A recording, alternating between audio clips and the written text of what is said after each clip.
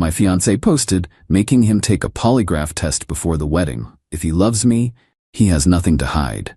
I commented, great idea, you first. Then I actually scheduled 2 tests and sent her the appointment. When the examiner asked her the questions I'd submitted about her fidelity, I, 33 male, was scrolling through Instagram last Tuesday when my fiancée Bethany's 29 post showed up on my feed. Big bold text over a photo of us from last month, making my man take a polygraph test before our wedding. If he really loves me and has nothing to hide, he should have no problem proving it. Trust but verify, ladies. Smart bride, no secrets, pre-wedding test. I stared at my phone for a solid minute. We'd been engaged for 8 months, together for 3 years total. Wedding was in 4 months. Deposits paid, venue booked, invitations ordered, and she's posting this? She was at her friend Krista's apartment for their weekly wine night. I screenshot the post and texted her. We need to talk about this when you get home. She replied immediately. About what? The test? Babe, it's just smart. My cousin did it with her husband, and it gave them peace of mind. You didn't ask me. You just announced it publicly. Because I knew you'd overthink it. If you have nothing to hide, what's the problem? I put my phone down. Thought about it. She wanted a polygraph test? Fine. Great idea, I typed back. You first. 3 dots appeared, disappeared, appeared again. Then, what? If we're doing this, we both take 1. You want transparency? Let's be transparent. That's ridiculous. I'm not the one who needs to prove anything. Why not? If you have nothing to hide, what's the problem? No response for 20 minutes. Then, we'll talk when I get home. She came home around 11 p.m., already defensive. I can't believe you're making this about me. You made it public without asking me, I said calmly. If we're doing polygraph tests, we're both doing them. Equal transparency. That's not fair. I'm the one who suggested it. And I'm agreeing, with the condition that you go first, prove you have nothing to hide. Her face went red. This is typical controlling behavior, Travis. I'm trying to protect our marriage, and you're turning it into some power play. I'm not controlling anything. I'm matching your energy. You want tests? We'll both take them. I don't need to take one. Why not? Because I'm not the one with trust issues. I don't have trust issues. You apparently do, since you want me to take a polygraph. So let's both take them and clear the air completely. She sputtered for a minute, then grabbed her purse. I'm staying at Krista's tonight. Maybe you'll be more reasonable in the morning. After she left, I did something petty. I commented on her public post. Great idea, babe. Just scheduled appointments for both of us. You're going first, though. Lead by example. Then I actually did it. Found a licensed polygraph examiner, booked 2 appointments 3 days apart, cost me $800 for both tests, sent Bethany the confirmation email with her appointment details. Her test was scheduled for Saturday at 2 p.m. Mine for Tuesday at 2 p.m. Update 1. Bethany lost her mind when she got the confirmation email. Called me at work Thursday morning, absolutely screaming. You can't just schedule something like this without asking me. You literally announced you were making me take one without asking me. I'm just following through on your idea. This is insane. I'm not taking a polygraph test. Why not? You have nothing to hide, right? That's not the point. That's exactly the point. You wanted to test my honesty. Let's test yours too. I'm canceling it. Can't. Non-refundable deposit. Plus, if you cancel, I'm canceling mine. And then I'm commenting on your very public post explaining that you refused to take the same test you demanded I take. Silence. Then, you're being a jerk. I'm being fair. Saturday at 2 p.m. The examiner's office is downtown. I'll drive us. She hung up on me. That evening, her mom called. Diane. This woman already didn't like me much, thought I wasn't ambitious enough for her daughter. Travis, Bethany is very upset. I know. She doesn't want to take the polygraph test she publicly demanded we do. Well, she didn't mean she had to take one. She was talking about you. Right, but if we're testing for honesty and fidelity, seems like we should both do it, for the marriage. That's ridiculous. She's been nothing but faithful to you. You on the other hand. Me on the other hand, what? Pause. Well, I don't know what you've been up to. Exactly. You don't know, so let's test both of us and remove all doubt. She huffed and hung up. Saturday came. Bethany barely spoke to me all morning, tried to claim she was sick. I told her we could reschedule, but I'd still cancel mine and post the reason publicly. We drove to the examiner's office in silence. The examiner, a guy named Paul, was probably in his 50s. Retired law enforcement, did corporate and private polygraphs. Very professional. He explained the process, the questions, how it worked. I'd submitted questions in advance. Standard stuff for relationships. Have you been sexually intimate with anyone else during our relationship? Have you had romantic feelings for someone else during our relationship? Have you lied to me about where you were or who you were with? Have you hidden any major financial debts or secrets from me? Is there anything you're currently hiding that could affect our marriage? Bethany went into the testing room. I waited outside. The test took about 2 hours with all the setup and questions. When they finished, Paul called me into his office. Bethany was in the waiting room, looking pale. Mr. Travis, I need to be direct with you. Your fiancé showed significant deceptive responses to multiple questions. My stomach dropped. Which ones? He showed me the printouts.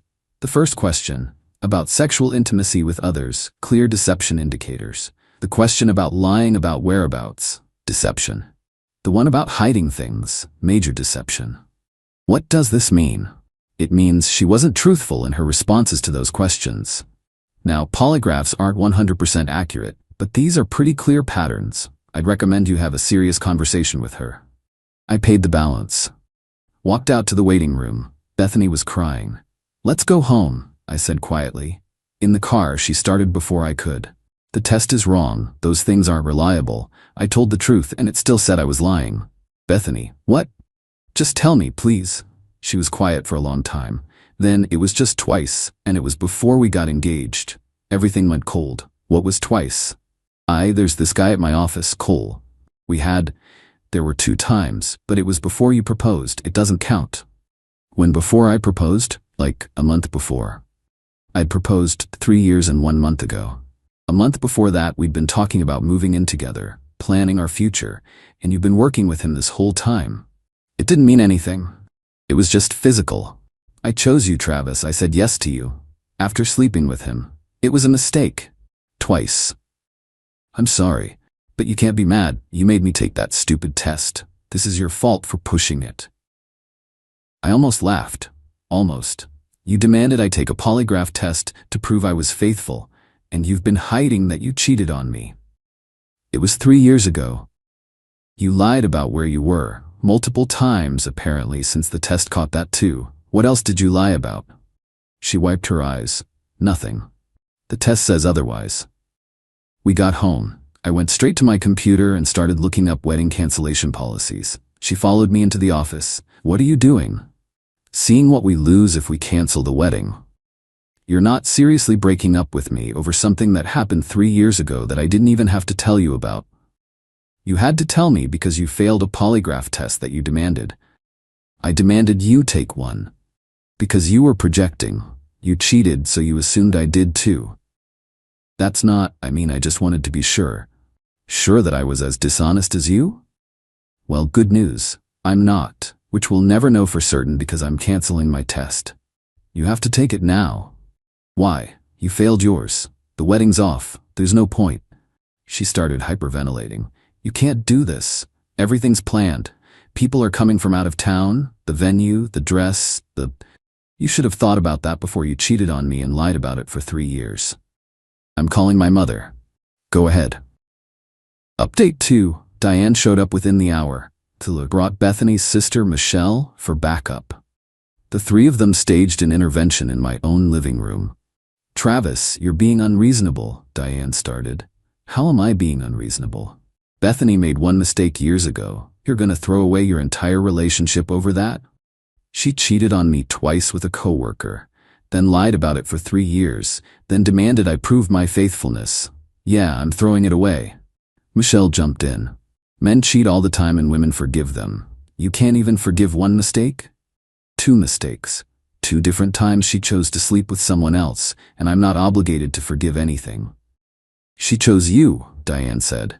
She said yes to your proposal. That means something. It means she settled, or Qley wasn't interested in anything serious. Bethany burst into fresh tears. That's not true. I love you. I want to marry you. You loved me 3 years ago too. Didn't stop you then. We weren't engaged then. So marriage is the only thing that would have stopped you? That's not reassuring, Bethany. Diane stood up. Fine. You want to be stubborn? Cancel the wedding, but you're paying for half the losses.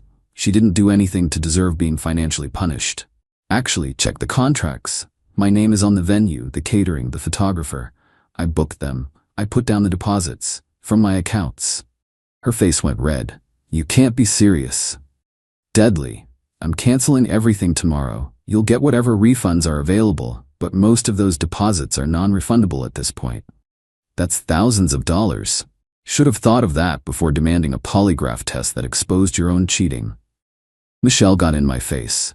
You're a petty, cruel man. My sister deserves better. Then she can go find him. Maybe Cole's available. Bethany screamed at that and threw a decorative candle at me. Missed. It shattered against the wall. All of you need to leave, I said calmly, now. This is her home too. No, it's not. Lisa's in my name. She moved in with me. Bethany, you have until next weekend to get your stuff out. You can't kick me out. I can and I am. Be out by next Sunday or your stuff goes to storage and you can pay the fees. They left, but not before Diane told me I'd regret this decision for the rest of my life. Monday morning I started making calls. The venue was the biggest loss, $8,500 non-refundable. Caterer was $3,200 gone. Photographer gave me back half, $1,100. The DJ refunded everything except $200. Total loss about $13,000. Bethany's dress had been $2,800. That was on her credit card, her problem. The bridesmaid dresses were already paid for by her bridesmaids. My tux rental was $150. No loss there since I just canceled.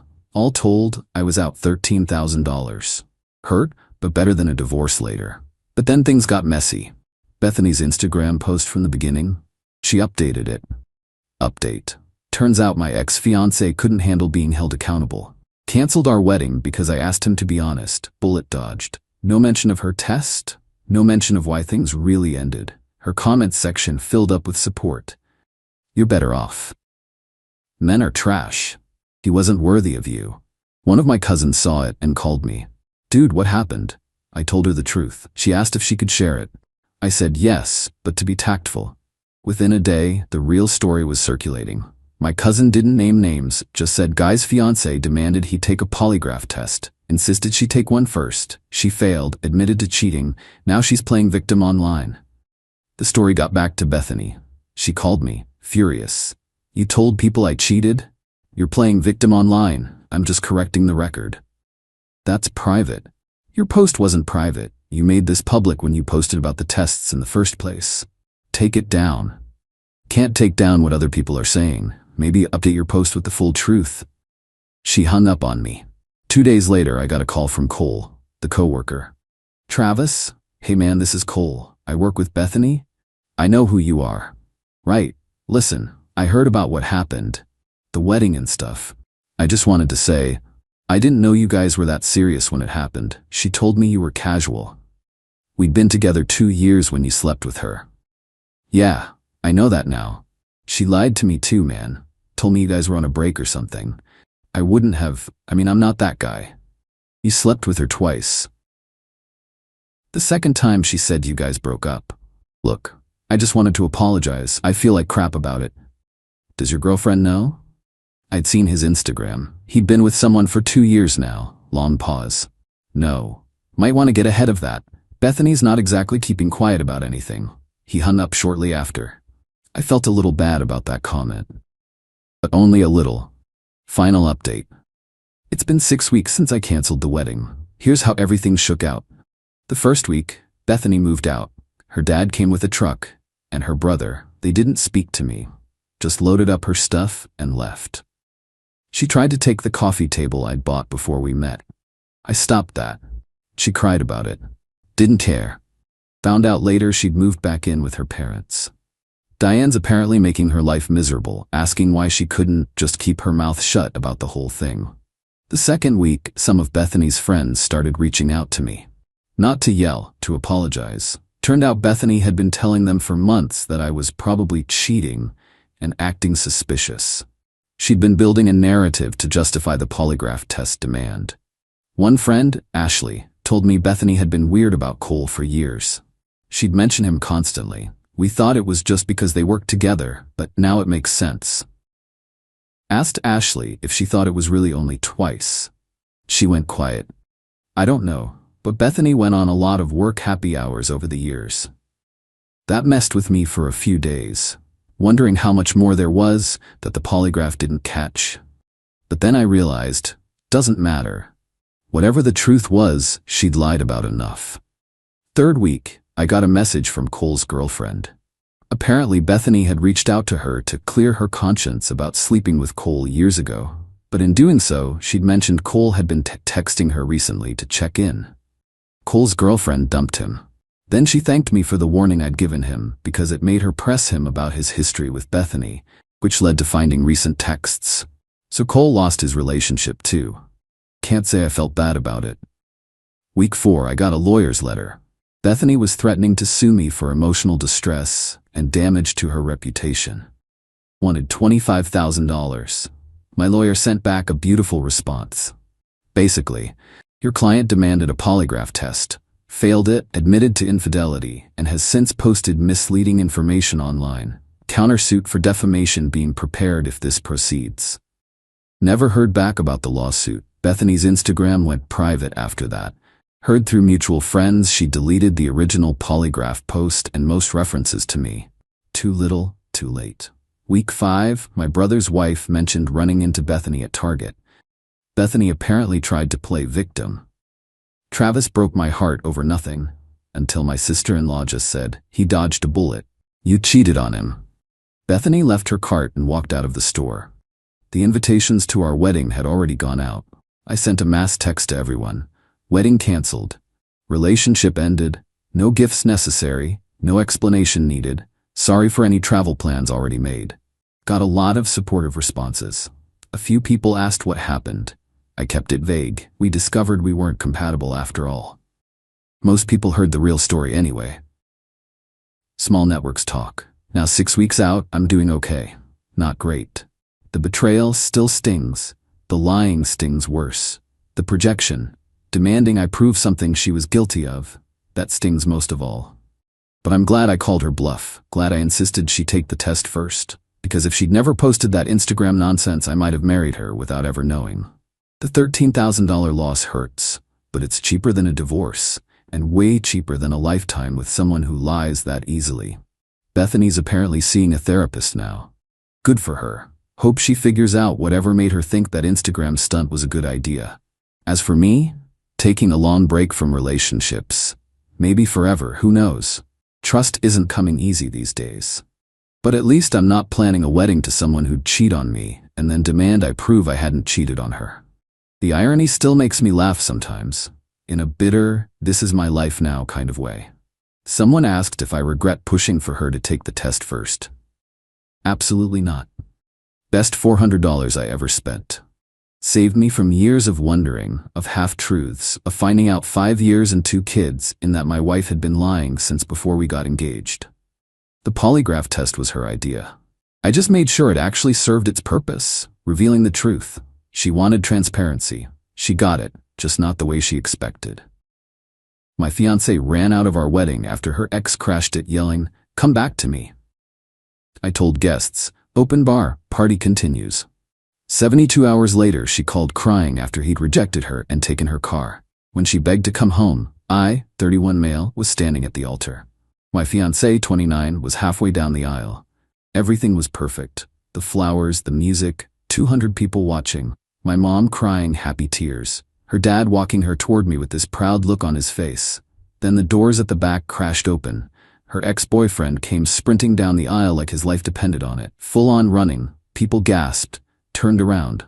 Her dad stopped walking. My fiancé froze. The ex slid to a stop right in front of her. Didn't even look at me. Just stared at her like I didn't exist. "Don't do this," he said, breathing hard. "Please, I made a mistake, a huge mistake. I love you. I've always loved you. Come back to me." Dead silence in the entire church. I'm talking, you could hear someone's phone vibrate in their purse. I just stood there, waiting for her to tell him to get lost, to say she loved me, to do literally anything normal. She didn't. I can't let you marry him, her ex kept going. I know I screwed up. I know I wasn't ready before, but I am now. Everything you wanted. Marriage, kids, the whole life. I'm ready. Just don't do this. Choose me. My fiancée's hands were shaking, the bouquet trembling. She looked at me, then back at him, then at her dad. I don't. Her ex grabbed her hand. You know what you want. You've always known. It's me. It's always been me. And she just crumbled, like everything we'd built together meant nothing. She looked at her dad. I'm sorry. Barely a whisper. Dropped the bouquet. Turned toward her ex. Let's go, he said. Right now, before you change your mind. I need to think. No thinking, we're leaving. And they left. Walked back down that aisle, out the doors, gone. The church exploded. Her mom screaming, my mom crying, different tears now, people yelling. Her dad just stood there holding the bouquet she dropped, looking like someone had shot him. I finally moved, stepped down from the altar. My best man grabbed my shoulder. Holy shit, man. What do we... I walked to the microphone. Everyone went quiet. So, I said, that happened.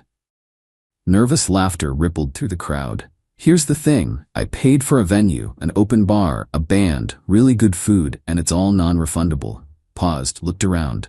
So screw it. We're having a party anyway. Reception venues ready, bars open, let's go celebrate. I don't know.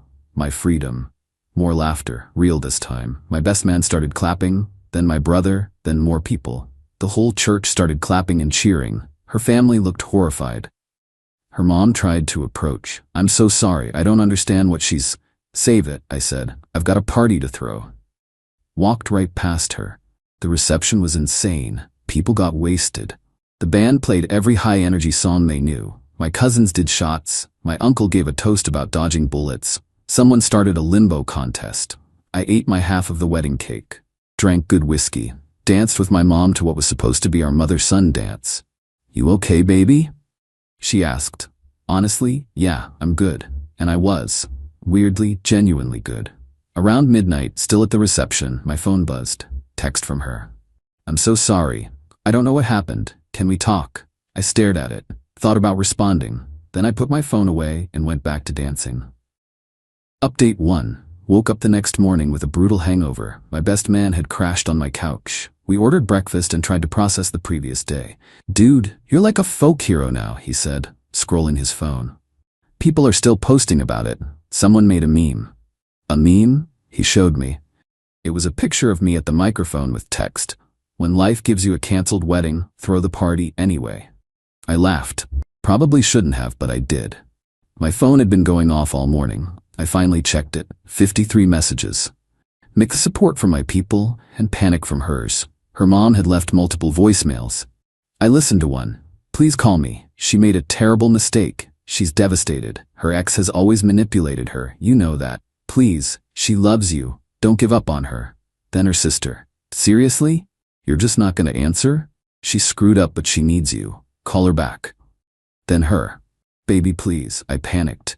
Seeing him there, hearing him say everything I'd wanted to hear from him for years, I just lost my mind. But I love you. I want to marry you. Please, can we just talk? I didn't respond to any of them. My best man watched me delete the voicemails. You're really just done? She ran out of our wedding, in front of everyone we know, with her ex-boyfriend. What's there to talk about? Fair. That's when my phone rang. Her number. I sent it to voicemail. Rang again immediately. Voicemail. Third time, I answered. What? Oh, thank God. She was crying. Please, I need to see you. I need to explain. Explain what? It was a mistake. I was overwhelmed and he caught me off guard and I just... Where are you? I'm at a hotel. He got us a room to talk, but you're at a hotel with your ex, the day after you left me at the altar. It's not like that. We didn't do anything. We just talked all night and I realized I don't want him. I want you. Cool story. Don't do this. Don't be cold. I know I hurt you, but you didn't hurt me. You humiliated me. There's a difference. I'm sorry. I'm so sorry. I'll do anything. Where's your car? Pause. What? Your car. Where is it? He drove us here. In his car. So where's yours? At the venue still, I think. Or maybe he moved it. I don't know. Why does that matter? Just curious. So you're stranded. Kind of. My phone's dying. I left my purse at the church. I don't have money for an Uber and he's not answering his door. I think he left. I almost laughed. Actually had to bite my lip to stop. So let me make sure I understand. You ditched me at our wedding to be with your ex, who then ditched you at a hotel, and now you're calling me to come rescue you. I know how it sounds. It sounds exactly as pathetic as it is. Please, can you please just come get me? Then we can talk about everything. I just need to get home. Home? You mean the apartment you were supposed to move out of? The one I've already started packing up because we were supposed to move into our house? Silence. The house, I continued. The one I bought. The 3-bedroom one I've been renovating for months as a surprise. The one that's in my name only because I bought it before I proposed. That house. I forgot about that. Yeah, you forgot a lot of things. Like your commitment, your vows, your dignity. You're being mean. I'm being honest. Where am I supposed to go? Your parents' house, your sister's place, the hotel room your ex rented. Literally anywhere that's not my problem. I can't believe you're doing this. I can't believe you're surprised. I made one mistake, and it was a big one. Deal with it. Hung up. Blocked her number. My best man was staring at me. Savage. Too much? Nah, she earned it. Over the next few days, the messages kept coming through other people. Her friends, her sister, her mom, all the same basic message with different wording. She's sorry. She made a mistake. She needs your help. Please talk to her. I ignored all of them. Then, her dad called. I actually liked her dad. Solid guy, I answered. I'm not calling to defend her, he said right away. What she did was inexcusable. I'm mortified. Okay, but people are asking about the wedding gifts and the deposits on everything. We need to sort out the practical stuff. He was right. Gifts from your family, keep them or return them. I don't care. Mine go back to my people. Deposits in my name stay with me. Anything in her name is her problem. That's fair. And the house? What about it? She's gonna need somewhere to stay. She can't live with us long term. Not my problem. The house is mine. She's not on the deed. She's never even seen it finished. I understand. Just thought I'd ask. She can figure it out. She's an adult who made an adult decision. He sighed. You're right. She made her bed. I'm sorry. You're a good man. She's a fool. Thanks. After we hung up, I sat there thinking about the house. The place I'd spent months fixing up. New kitchen, refinished floors, fresh paint, the master bedroom I'd imagined us sharing. Well, guess it was all mine now. Silver lining. Update 2. About a week later, her mom showed up at my office. Security called. There's a woman in the lobby asking for you. Says she's your ex-fiancée's mother. Tell her I'm in a meeting. She says she'll wait. Of course she would. I went down. She was sitting in one of the lobby chairs, purse in her lap, looking determined. We need to talk, she said when she saw me. No, we don't. Yes, we do. You need to forgive her. I actually laughed. I need to? She's staying with us, sleeping in her childhood bedroom. She cries all day. You're destroying her. She destroyed herself. Her ex manipulated her. He's always been toxic. He convinced her to sign over her car to him. Wait, what? Her car. He said if they were going to make it work, they needed to share assets. So she signed the title over to him. Then he disappeared with it. I should have felt bad. Should have felt something. I didn't. That sucks for her. Her mom's eyes went wide. That's all you have to say? What do you want me to say? She's an adult. She made choices. Now she's living with consequences. You could help her. Why would I? Because you loved her. Loved. Past tense. She killed that when she walked down the aisle, away from me. This is cruel. She made one mistake, one massive, public, humiliating mistake, in front of 200 people at our wedding. So you're gonna punish her forever? I'm not punishing anyone, I'm just not saving her. Big difference. Her mom stood up, got in my face. She needs you. Don't you understand that? She needed me at the altar. She chose differently. Please, just talk to her. Hear her out. You two can work through this. No. Why not? Because I don't want to. Because she made her choice. Because I'm done. You're being childish. I'm being smart. Security was walking over. I waved them closer. This woman is leaving. Her mom's face went red. You're having me removed? You showed up at my workplace to berate me about your daughter's terrible decisions. Yeah, you're leaving. Security escorted her out. She was yelling the whole way about how heartless I was, how her daughter deserved better, how I'd regret this someday. I went back to work. My boss called me in later that day. Everything all right? Got a report about a disturbance. Ex-fiancée's mom, from the wedding thing. Ah, the party wedding. That was legendary, by the way. Thanks. Just keep the personal drama out of the office moving forward, yeah? Absolutely. That night, another unknown number called. I almost didn't answer. Stop being a stubborn ass and talk to my sister. Her sister. How'd you get this number? Doesn't matter. You need to have a conversation with her. No, I don't. She's falling apart. She barely eats. Doesn't sleep. She's a mess. Okay, that's it. What do you want me to say? That you care, that you're worried, something. But I don't, and I'm not. How can you be so heartless? Years of practice, apparently. She loves you. She loved her ex more, at least for that moment, and that moment happened to be our wedding day. People make mistakes, and people live with them. You're impossible. I'm consistent. She made a choice. I'm making mine. Moving on.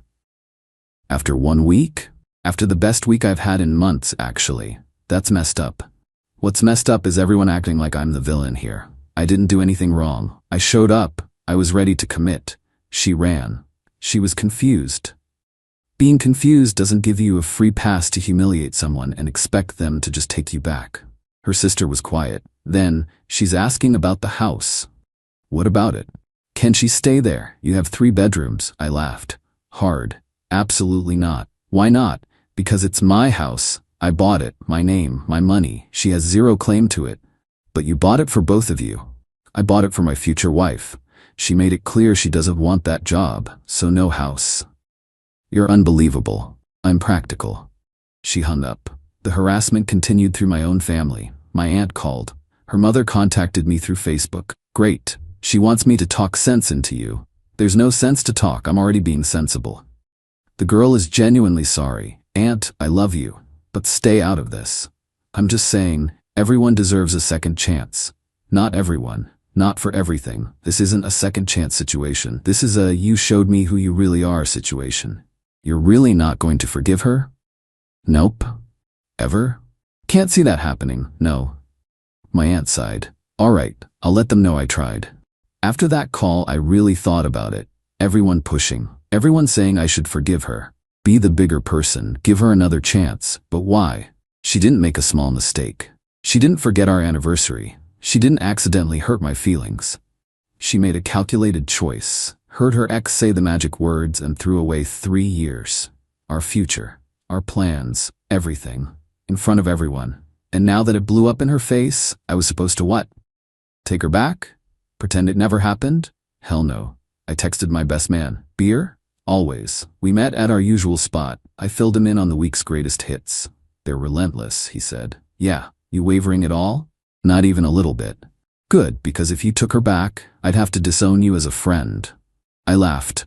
Not happening. I'm actually happy. Is that weird? That you're happy not marrying someone who abandoned you at the altar? That's called having a brain. We drank to that. My phone buzzed. Unknown number. I answered. Put it on speaker so my best man could hear. This is getting pathetic. Please, her voice, crying. Please just talk to me. Just once. Let me explain everything. Then if you never want to see me again, I'll accept it. But please, I'm begging. Where are you getting all these phones? Friends, family, people at coffee shops. I don't care. I just need you to listen. I've heard plenty. No, you haven't. You don't know what it was like. He showed up and said everything I'd waited years for him to say. Everything you knew I wanted to hear. And I panicked. I thought it was my last chance. It was your last chance at a good life, and you blew it. I know I did, and I hate myself for it. I can't eat, can't sleep, I'm miserable. Good, she gasped. Actually gasped. How can you say that? Because you should feel miserable. You did something horrible, you should feel horrible. I do, that's what I'm trying to tell you. Great, feel bad, learn from it, move on, like I am. You're really not gonna forgive me? Ever? Can't imagine any universe where that happens. What if I could prove I love you? What if I could show you it was just temporary insanity? Doesn't matter. The damage is done, permanently. So 3 years, just gone, like that. You threw them away, not me. Own it. I hate you, she whispered. No, you hate yourself. There's a difference. Hung up. Blocked another number. My best man raised his beer. Ice cold, man. I'm just done being the nice guy who gets stepped on. Took you long enough. We closed down the bar that night, and I felt better than I had in months. Final update. Things got weirder before they got better. My ex apparently decided on one final grand gesture. Showed up at my house, the house she'd never been to, the one I'd been renovating in secret as a wedding surprise. I wasn't home, out with friends. But my neighbor called. "Hey, there's a woman on your porch, been sitting there for hours, says she's your fiancée." "She's not. If she doesn't leave in the next 10 minutes, call the cops." "You sure?" "Positive." Cops showed up. She tried explaining that we were supposed to get married, that it was a misunderstanding, that I was being unreasonable. They told her it was private property. She needed to leave. She refused. They threatened to arrest her for trespassing. She finally left, but not before taping a note to my door. I found it when I got home. 5 pages, front and back. All about her regrets, how sorry she was, how she'd spend the rest of her life making it up to me, how she'd do anything for another chance. I read it all, every word. Then threw it in the trash, didn't respond, didn't acknowledge it, just tossed it and went to bed. A week later, some mutual friends tried an intervention. Invited me to what I thought was a normal hangout. Showed up and there were like 10 people sitting in a circle, looking at me with pity. "What's this?" Her best friend stood up. "We're here because we care about you both, and we think you need to hear her side." My ex was in the corner. Red eyes, looking miserable. I looked around the room. "Did she tell you what happened?" "Yes, and we understand you're hurt." "Did she tell you she ran out of our wedding? At the altar, to be with her ex-boyfriend, in front of 200 people?" Uncomfortable silence. "Did she mention that part?" "No one said anything." "And you're all here to tell me I should forgive that, because she's sad?" One of my friends cleared his throat. "We just think maybe you should talk to her, that's all." "I'm good." I headed for the door. She jumped up. "Wait, please, just 5 minutes." "No." "Why not?" "Because I don't owe you anything." "But I love you." "You loved him more, you proved that." "That's not fair." "Fair? You want to talk about fair? How fair was it to make me stand at an altar while you ran off with another man?" "I made a mistake." "Yeah, a permanent one." I walked out, lost a few friends that day. Didn't care. If they couldn't see how messed up her actions were, they weren't real friends. The harassment finally stopped after her dad called me one more time. "I told her she needs to stop," he said. "This has gone too far. I'm ashamed of her." "Thanks, she's moving away. New job, new city, fresh start. Good for her. She wanted me to tell you she's sorry. One last time." "Okay, that's all? What else is there? You're handling this well." "I don't have a choice. Be bitter or move forward. I'm choosing forward." "Smart. I really am sorry about everything." "Me too, but honestly, I'm also grateful." "Grateful? Better to find out who she really is now than after marriage, after kids, after our lives were completely tangled." "That's a healthy way to see it. It's the only way." After that, things finally went quiet. No more messages, no more ambushes, no more 5-page letters, just silence. I finished the house, moved in, got a dog, a rescue lab mix who's way more loyal than my ex ever was. Started dating again after a few months, and I'm good. Actually, genuinely good. The wedding that wasn't ended up being the best thing that could have happened. I didn't marry someone who couldn't commit. Someone who'd always wonder, someone who'd bail when things got real. People still talk about it. That wedding where the bride ran off and the groom threw a party anyway. Yeah. That was me. And I'd do it exactly the same. Heard through mutual friends that my ex is struggling in her new city. Job's okay, but not great. Living in a tiny apartment. Still single, still miserable about everything. Her ex, the one she left me for, posted on social media that he's engaged. To someone else. She saw it. Apparently she lost it completely. Karma's real. As for me, I've been seeing someone for a few months now. She's incredible, smart, funny, knows what she wants, and she thinks the whole wedding story is hilarious. "You turned a disaster into a party," she said when I told her. "That's the most attractive thing I've ever heard." We're taking it slow, no rush. But she already told me, if we ever get married, I'm not running anywhere. You're stuck with me. "Good," I said, "because I'm not planning another impromptu party." She laughed, and I realized something. I actually believe in relationships again. Just not with the person I thought I would. Sometimes the best revenge isn't some elaborate plan. It's just living well, moving on, being happy. My ex wanted me to chase her, to fight for her, to prove my love by taking her back after she humiliated me. I did none of that. I let her live with her choices. Let her see what life was like without me. Let her understand exactly what she threw away. And I moved on to someone who actually values me. That's the real victory. Not that she's unhappy, but that I'm genuinely happy. She's just gone, living her consequences. Exactly where she chose to be when she ran down that aisle.